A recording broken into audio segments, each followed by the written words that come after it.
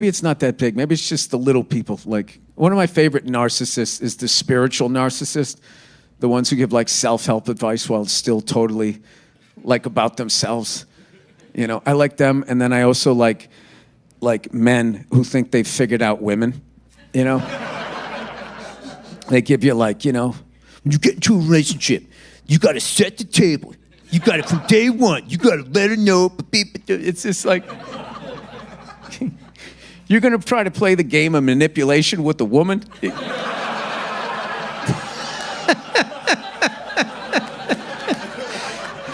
You're going away from your strengths, dude. Like, why don't you take some stuff that really matters to you in a relationship and have an arm wrestle? Then I think you got a shot. But if you're going to try to outthink that, like, it's not going to work. It's not going to work. Like, I've actually found, believe it or not, I've actually found that women are not that complex, you know? But I'm smart enough, I would never tell them that.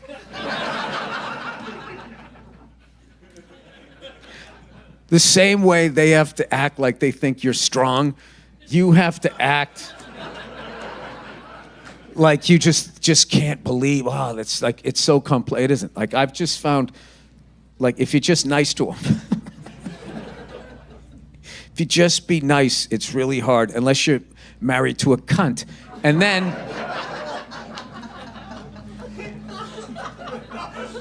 I'm starting to understand, Austin. Some words are hard for you. But if I laugh at that, does that mean I'm anti-woman? No, there's cunts.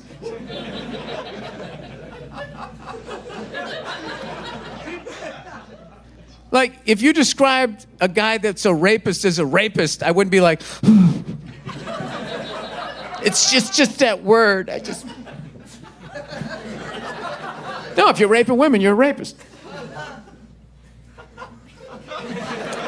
You guys all pulling back. Like, I think we're seeing like the result of people growing up just on camera everywhere you fucking go. Like, I like how that's like people solve arguments now. Like, I see that like people on like Instagram or whatever try to be off that thing, and like people get an argument in like a fucking parking lot, and it escalates and it escalates, and then in the middle of it they both start filming each other for this fucking news channel they don't own. Like, it's just like, what are you guys like, what is the fucking thread here? And I don't understand why the other person just doesn't punch the other person and then just break their phone, and then it's over. Like, nobody ever thinks to do that. It's like they're holding a gun or something. They're just like, fuck, there goes my black belt in jiu-jitsu. You're filming me. Anyway, yeah, no, I've said a lot of stupid shit about women over the years, but none of that had to do with anything. It all had to do with my fucking intimacy issues, and I actually wanted to be married and all that type of stuff, but you're not allowed to say that as a guy, or else you're gay. In Austin, you can sit there in your fucking muttering silence right now. All of you moved here because you know that's true. I want to go somewhere that's more understanding. Do you guys... And then you move to Austin, and then what'd you see? Skyscraper banks, and you're like, it's all the same. I will tell you, you know, when I was in Houston. Club Soda Kenny, everybody. The lovely Club Soda Kenny, legend in this business.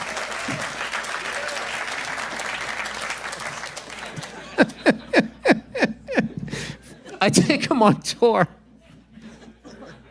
We're going overseas to Europe, and I asked him, you ever been over to Europe? He's like, no.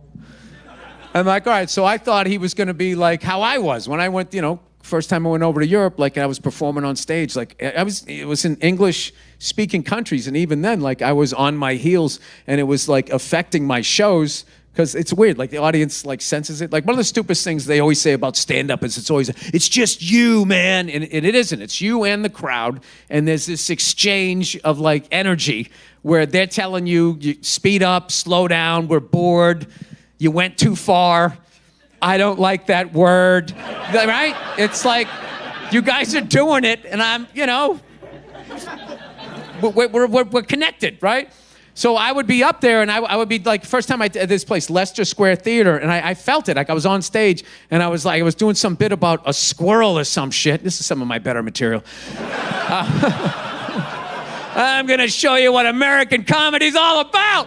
I was doing this bit about squirrels or some shit, and like in my head, I started thinking like, oh fuck, do they have squirrels here? Are there squirrels here? Well, you're all laughing. Do you know? I didn't know. Do they? I said, do they have squirrels? And you go, yeah. And I go, do they? And you go, I feel like they're everywhere. So there's some doubt in there. They would sense that, right? So that's how I was doing it. So I didn't have like the best sets I could have had. Turns out they do have squirrels. All right? Don't fucking act. Yeah, you guessed, all right? Yeah, you guessed. Okay, you did do that, all right? You didn't have to phone a friend. I'll give you that. They have like red ones, gingers over there. They have red squirrels.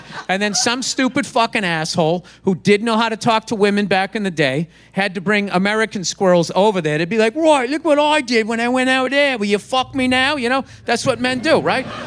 And he introduced them, and they were bigger. You know, like Americans are. We're bigger, we're fatter. And they beat the fuck out of that fucking English ginger squirrel, and they're going away.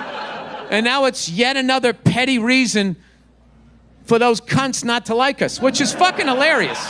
It's really hilarious. Don't ever let an English person shit on America. Whenever they do that, like, Roy, what's wrong with your country? You started it.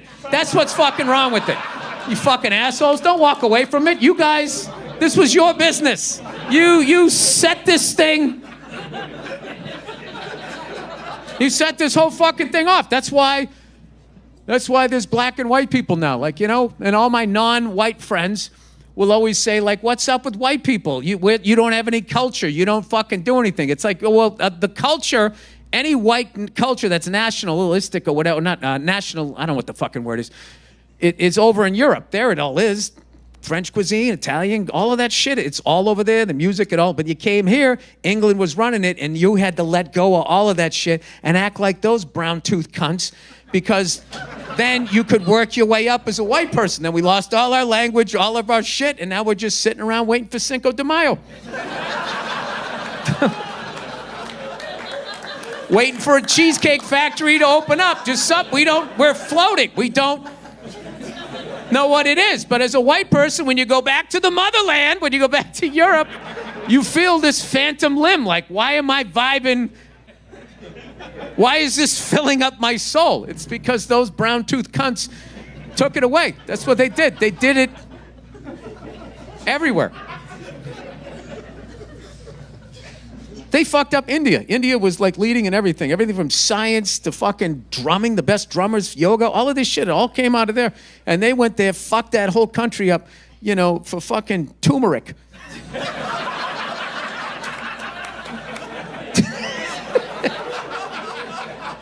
Fucked that whole country up to this day. And they're like, Roy, look at all those motherfuckers, they all fucked because you were there. Because you were there and you fucked it all up. And this is what kills me. This is how fucking, you know, I know we're super racist here. Oh, Jesus, not the throw pillow. I fucking hate these. It's like a fucking person you don't know is sitting there. They're not adding to the conversation. It's not comfortable. This is for a 4'11" woman with a bad back. Let me just stick these here. Oh my God. Oh yes. Oh, that's so better. Little feet, you gotta pull it closer to her. And everybody laughs at her. Everybody laughs at her because she's so fucking short, right? And then what does she do? She visits all of your deathbeds because she's only this tall and her heart doesn't have to work. It just has to go. And the blood goes all the way to your extremities, you know? When was the last time you saw a 7', 90-year-old guy? You don't. They're fucking hard and fucking working. These little people. These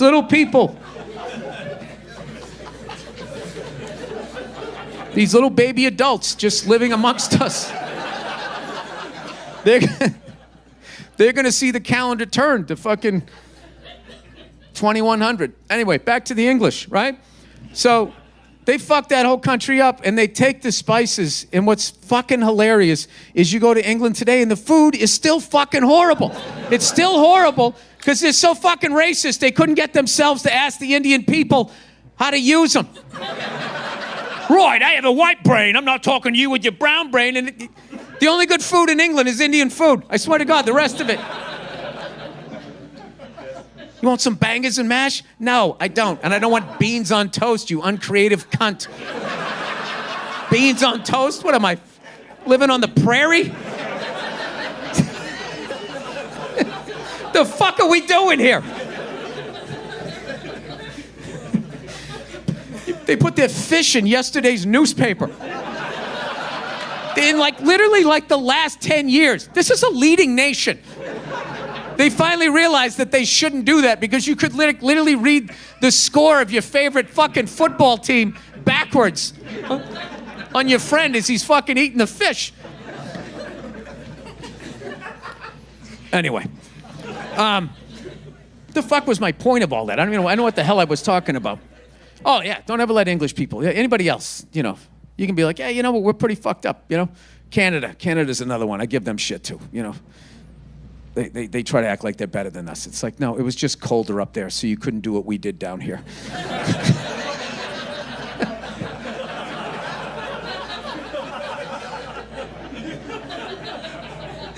You did your shit too. I realized, recently I just found out they had to change their Edmonton Eskimos was the name of their team. They had to change it to the Edmonton Elks. That's what I did. And then, of course, there's a bunch of white people be like, oh, fucking name sucks.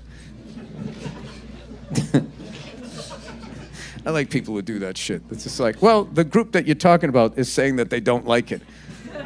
What the fuck? They were always fucking cool. Doesn't fucking mean anything.